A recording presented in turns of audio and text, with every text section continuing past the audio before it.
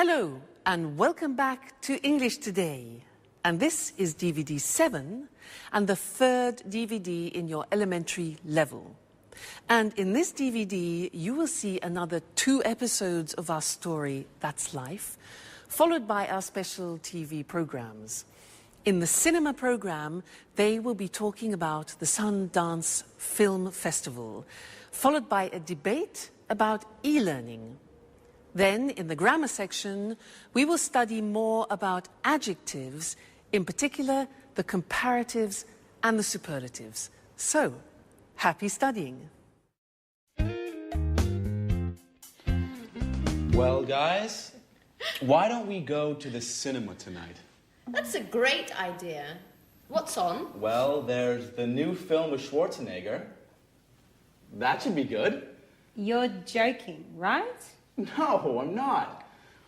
What would you suggest? How about going to the disco? The disco. Are you crazy, Alice? That's not even music.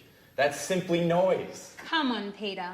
It's Saturday night. We have to do something special. Something exciting. And going dancing is surely more exciting than going to the cinema. I agree with Alice. Let's go dancing. What about a third choice? I guess Anne is right. Why don't we try to find a good compromise? Come on, guys. How boring and old-fashioned you are. And you are more frivolous than I am, Alice. Come on, guys. Don't argue now, please. Let's vote on it. Well, Alice and I want to go dancing. Peter and Anne don't. How about you, Sharon? I don't know. Well, the disco is probably more entertaining than the cinema. Great. Okay, guys. 3 against 2. Let's go dancing.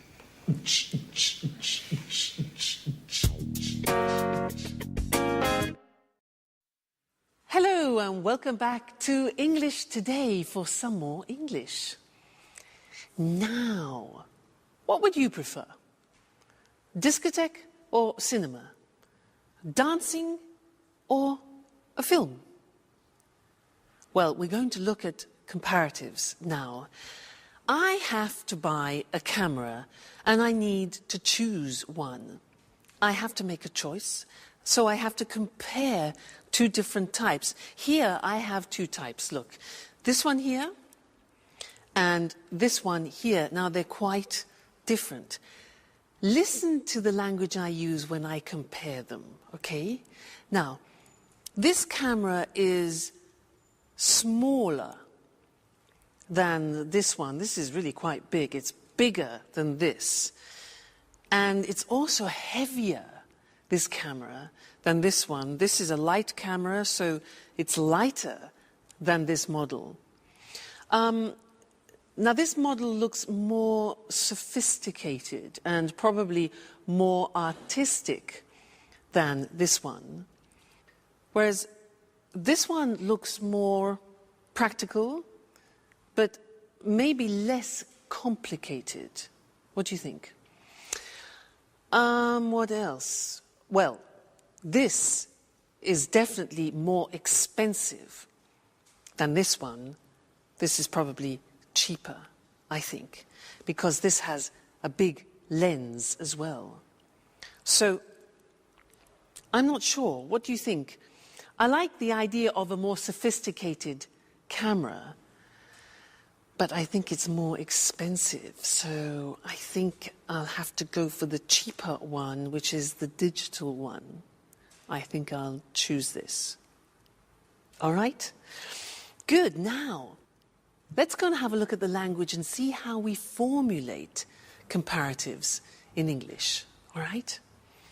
If you have a 1-syllable word, you remember 1-syllable words like cheap, small, hot, high, then to make the comparative, it's easy. We add ER to the adjective. So cheap becomes cheaper. Small becomes smaller. Hot becomes hotter. Notice we double the T. High becomes higher. So some examples are the new model is lighter than the old model, or London is safer than New York. Today is hotter than yesterday. All right, so those are adjectives with one syllable. But what happens if you have adjectives with 3 syllables or more? Look at the examples. Interesting is an adjective with 3 syllables. Interesting, no, 4 syllables. So it becomes more interesting. You see what happens? We put more in front of the adjective. So more interesting. Difficult. How many syllables? Difficult. Difficult. Okay, so it becomes more difficult.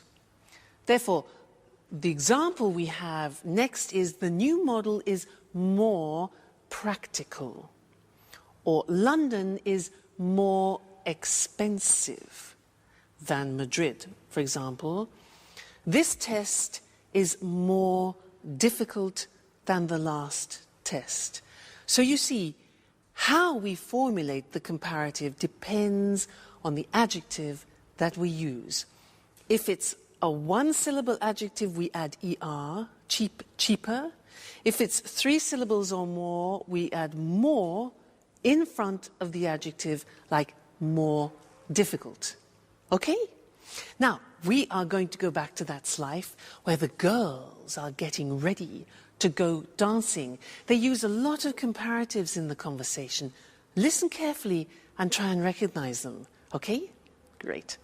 See you next time. Bye.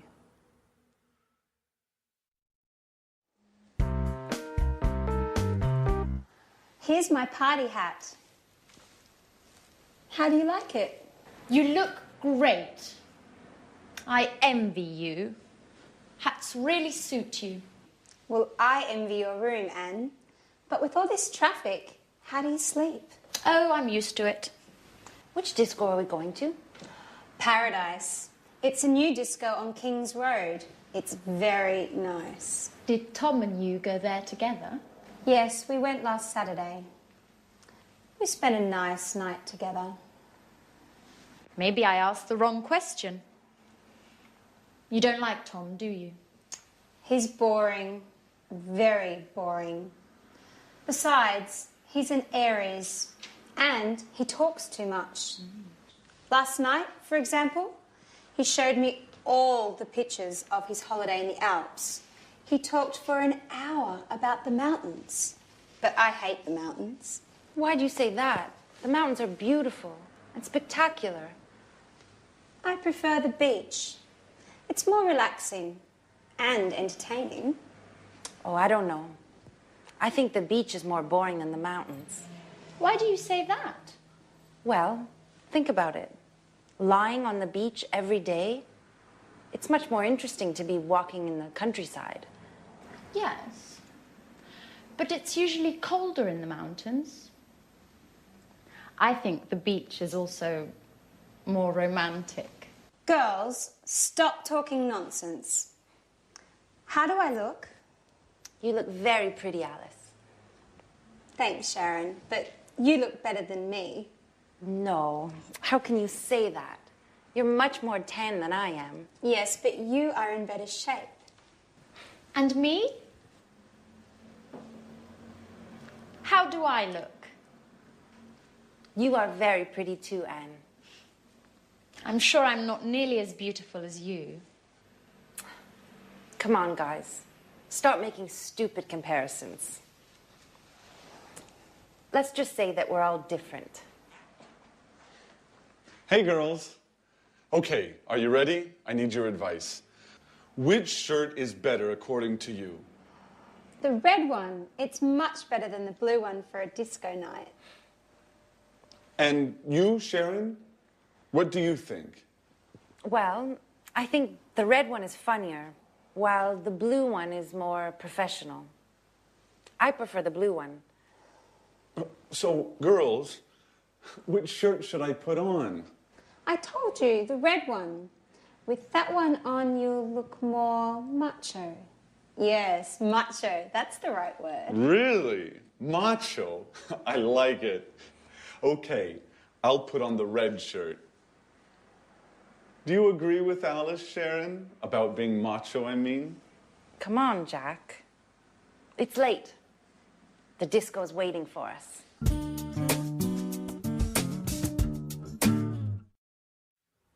Hello again, and welcome back. I want to continue talking about comparatives in this lesson because last time we talked about how we compare with adjectives with one syllable and 3 syllables and more. Remember, we said hotter than, but more difficult than. So what happens if we have adjectives with only 2 syllables? For example, like heavy or easy. Well, we say heavier and easier, but the spelling changes. And that's what I want to show you on the screen now, because the Y at the end of easy and heavy disappears. Look. Happy is an example with an adjective with 2 syllables ending in Y. Happy becomes happier.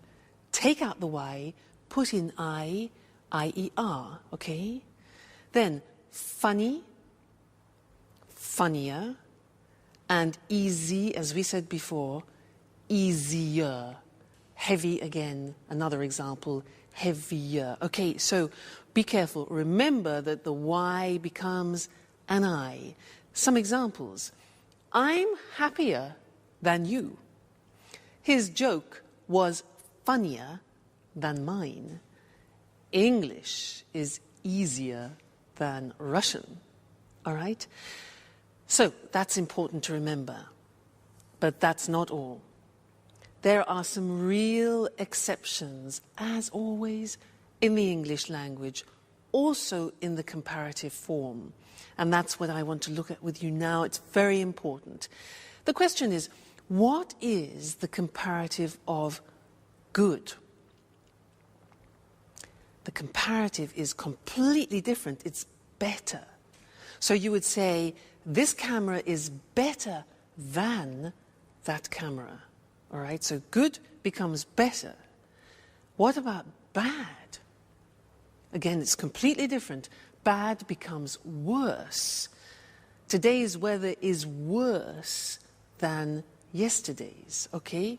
Bad, worse. And one more example, far, which means distance, far becomes further or even farther.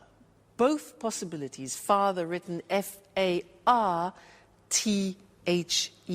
as you can see on the screen. All right, so those are the big exceptions. Good becomes better. Bad becomes worse. Far becomes farther or further. You choose. Examples, walking is better than running. Today, the weather is worse than yesterday. And Southampton is further than Brighton. All right? So those are all the most important things that you need to know when you're comparing things. Don't forget the exceptions. They're very, very common and easy to forget. All right? Great. So I'll see you next lesson where no doubt you will be speaking English better. Okay? See you then. Bye.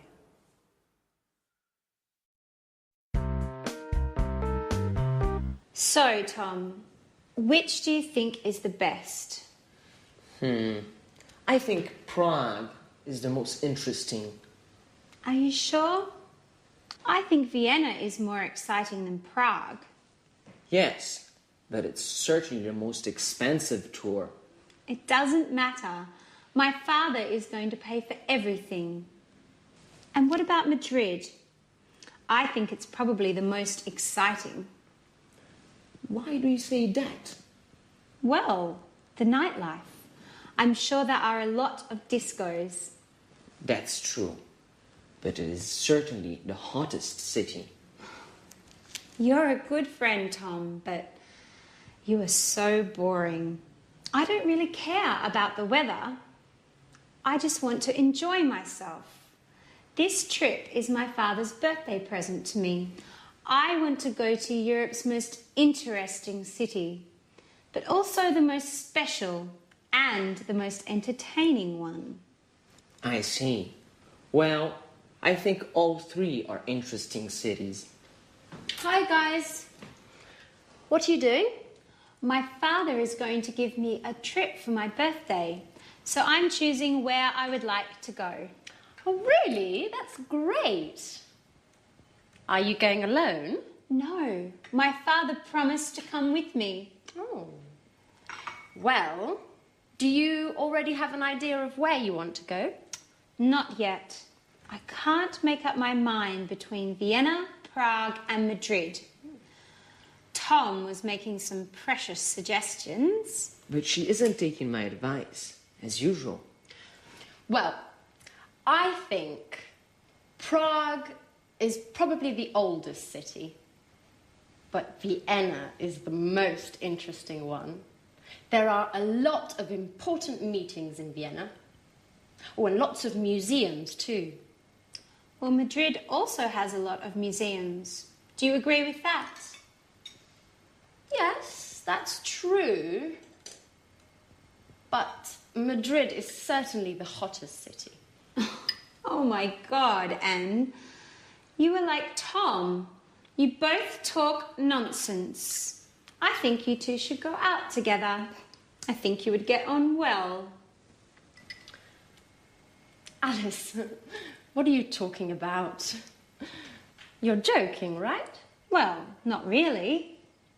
I think Tom is perfect for you, Anne. Come on, Alice. Stop being foolish. You're embarrassing us. Really? There's no need to be ashamed. Listen, I'm going to leave you two alone now so you can get to know each other better. Bye.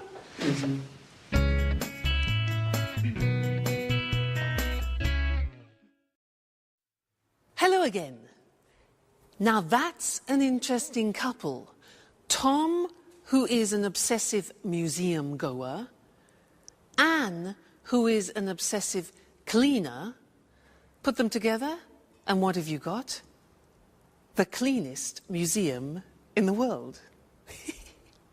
Now, the cleanest is an example of the grammar form of the superlative. And that's what I want to look at with you now.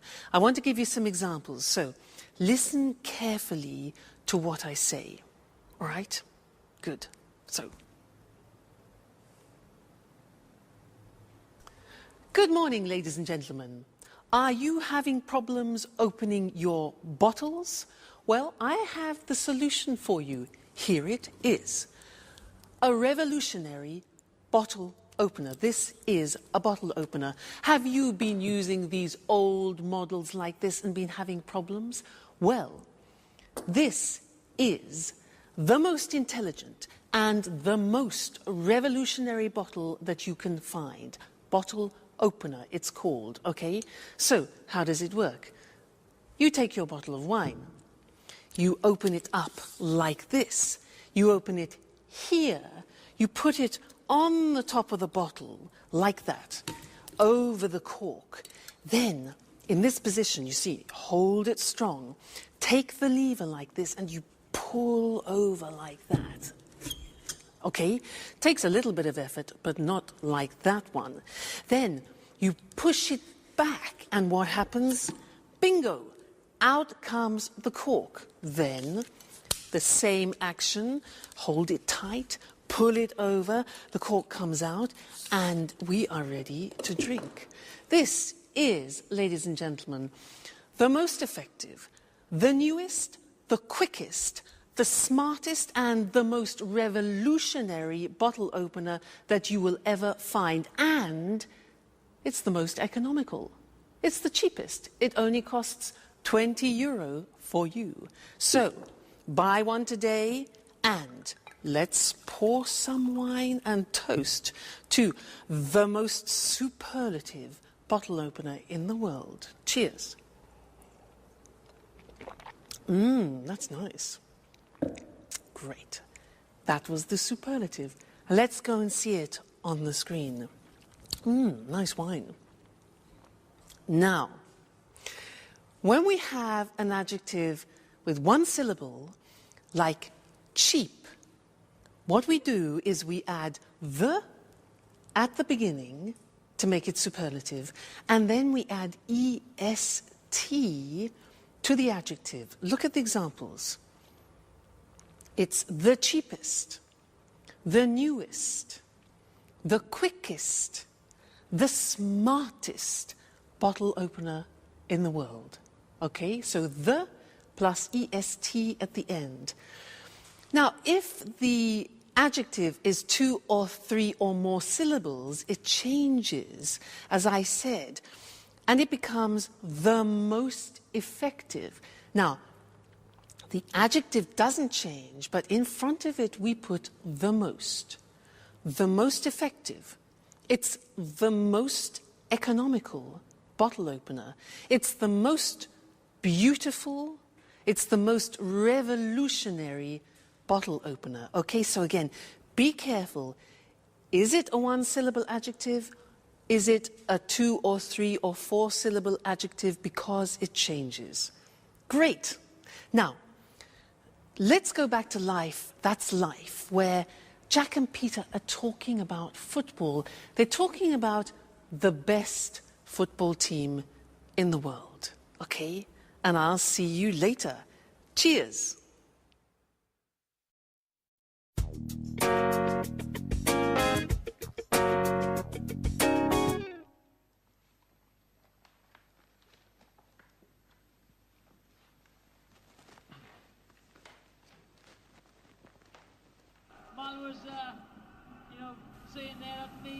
Hey, Peter. Did you see the match yesterday evening? Which match? Which match? Ajax versus Juventus. Those teams are boring. Excuse me. Excuse me. Ajax is the best football club in the world. I'm afraid I don't have a clue. I know that only music matters. Anyway, in your opinion, which is the best team? I don't know. I heard Arsenal is the best one of all time. They've got the most aggressive players, the most important coach, the toughest goalkeeper. Peter, you are so mistaken. Okay. What's so great about Ajax? Well, first of all, their defense is superb. It's much more intelligent than Arsenal's. No. Still. No. But you promised me. You're always busy. No, I don't want to go anymore. Anyway, thanks, Daddy. Thanks for your present. You are the worst father in the world. Don't worry, I'm going to have a great birthday all the same. Yes, with my friends. They do love me. Bye.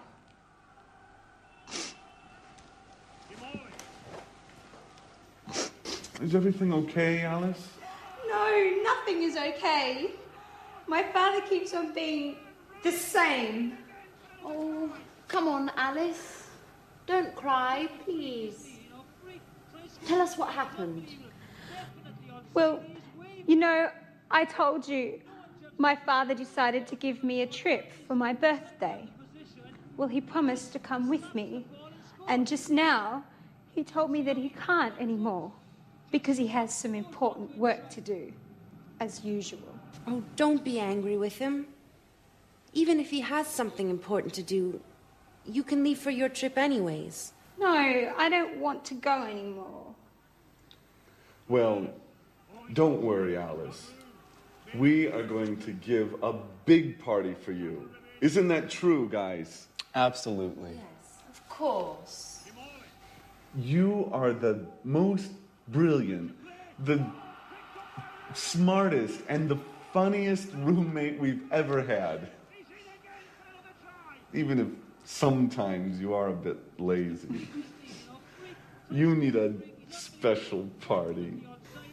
Thanks a lot.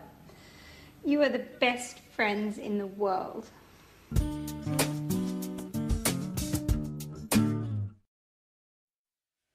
Hello again.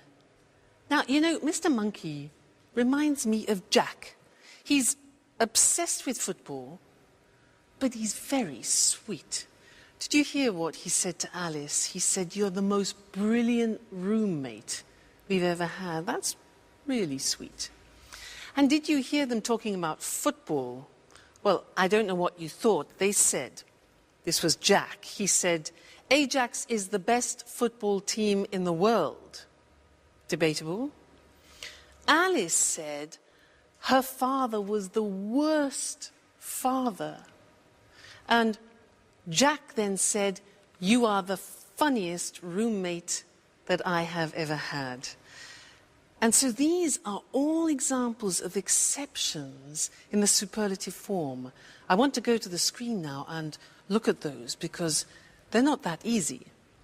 So, look at the first example. With adjectives ending in Y, we remove the Y as we've learnt before, and we add I-E-S-T. So, funny becomes the funniest. Easy becomes the easiest. So the examples are, "You're the funniest roommate I have ever had," for example.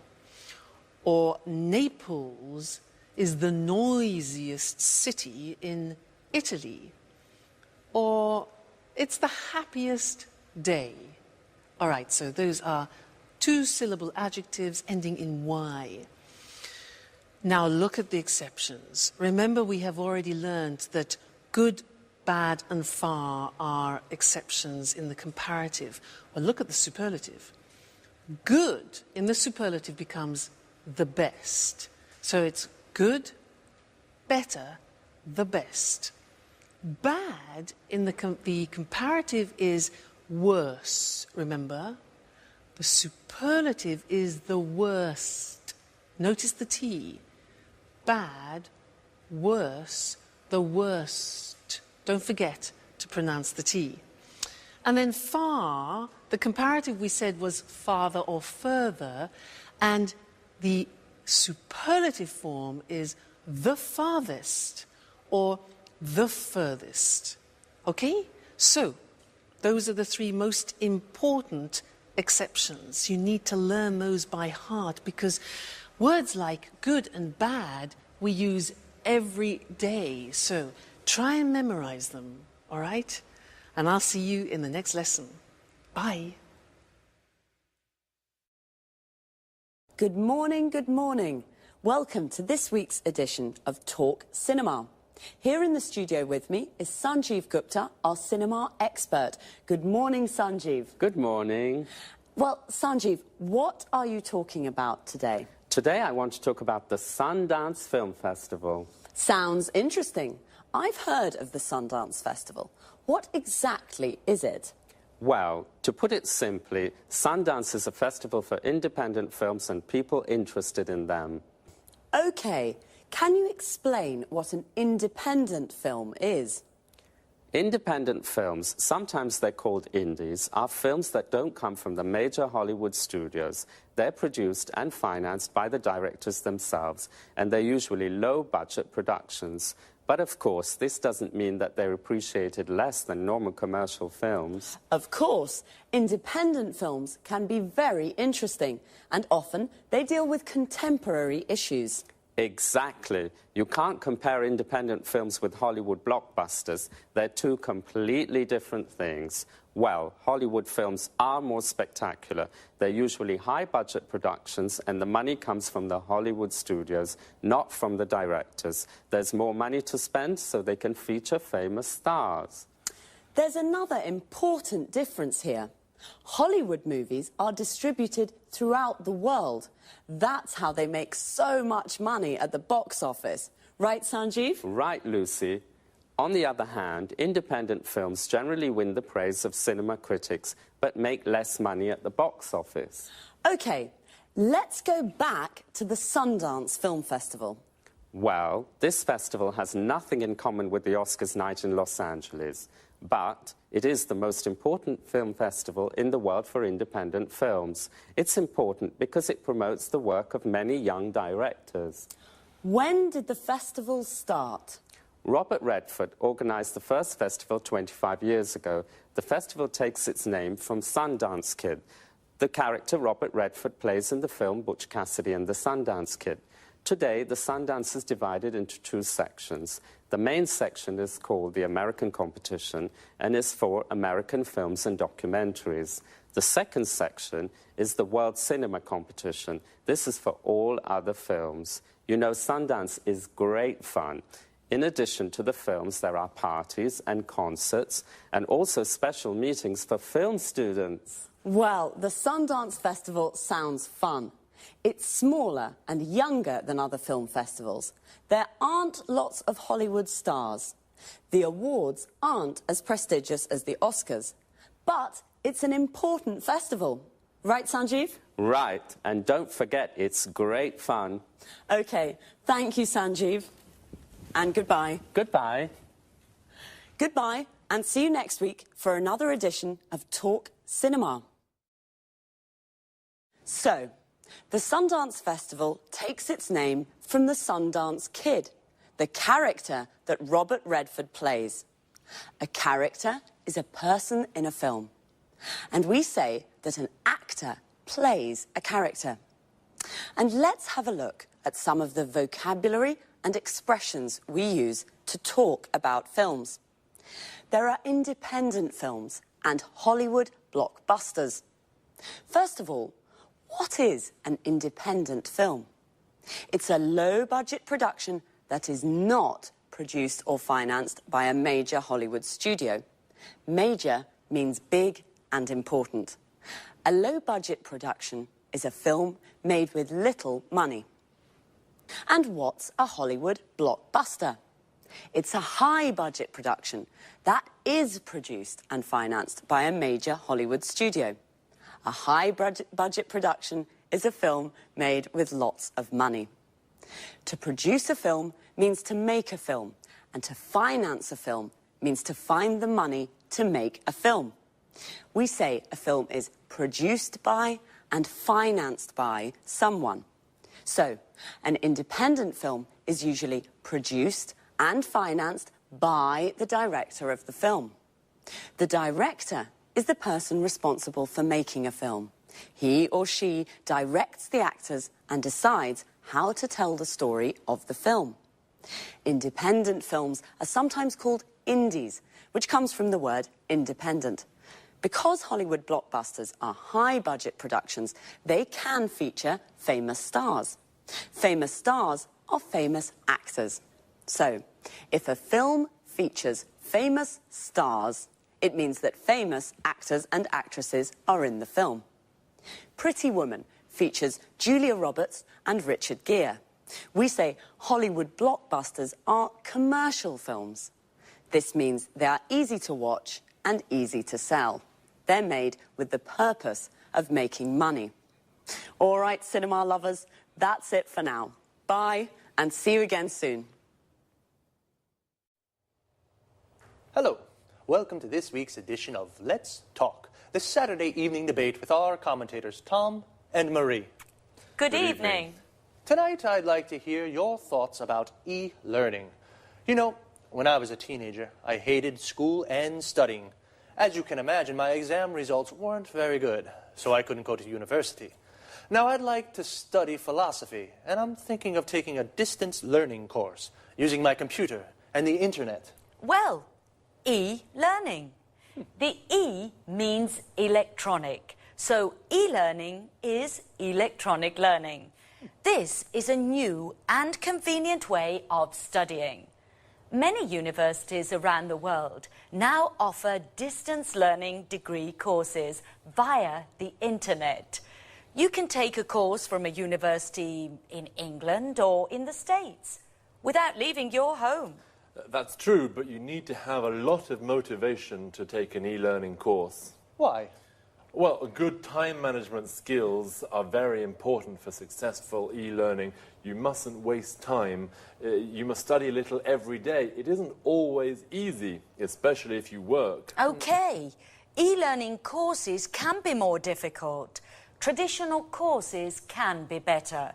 But there are many advantages to studying for a degree at a distance. What are these advantages? In fact, let's talk about the advantages and the disadvantages of e-learning. Okay. One advantage, you can study when you like and where you like. I see. So it's a flexible way of learning. Exactly.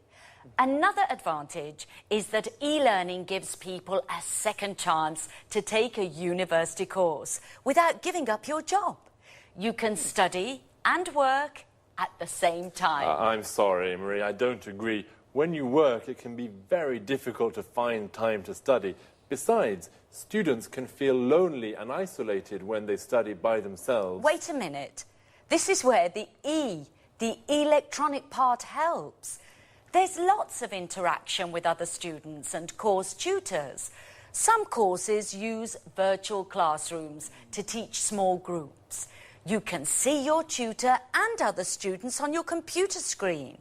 You can talk with them and use text chat or email and discussion forums too. Today, most courses include study skills information on how to study well at a distance. Okay, but some course materials can be really boring, just like reading books online. And some e-tutors are very inexperienced and don't know how to teach in this new way. And remember that dropout rates are high for e-learning courses. Yes, I agree with some of what you say, but good multimedia course materials can be very stimulating as they use audio, images and text together to teach. Okay, I see that you both have strong opinions on this topic. This discussion is very interesting, but I'm afraid we've run out of time. So, e-learning, the new independent way of studying with advantages and disadvantages. My philosophy course? I'll have to think. So, goodbye to our commentators, Marie and Tom. Goodbye. Goodbye. And goodbye to you. And see you next time on our discussion group, Let's Talk. Well, I'd like to take an e-learning course, but I'm not sure that I have the motivation I need. Notice how we say, to take a course. For example, to take an English course means to study English. To take a distance learning course means to study from home. If I take an e-learning course, I can study at home and send my work to my course tutor via internet. The course tutor is the teacher for the course.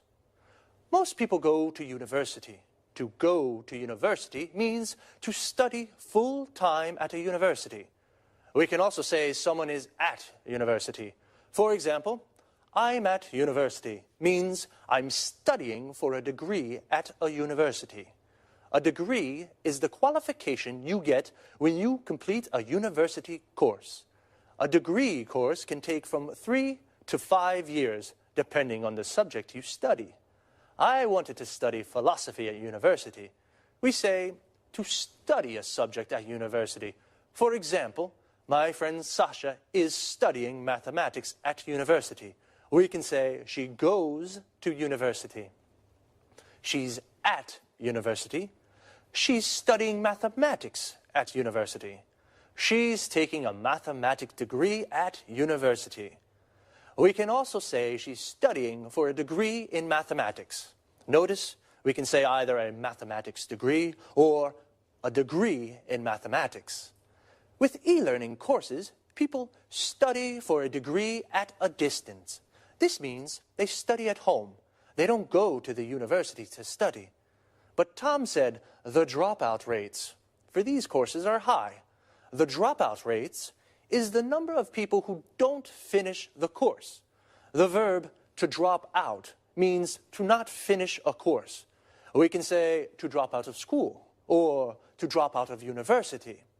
Okay, well, study hard, and I'll see you on Saturday for another edition of Let's Talk. Goodbye.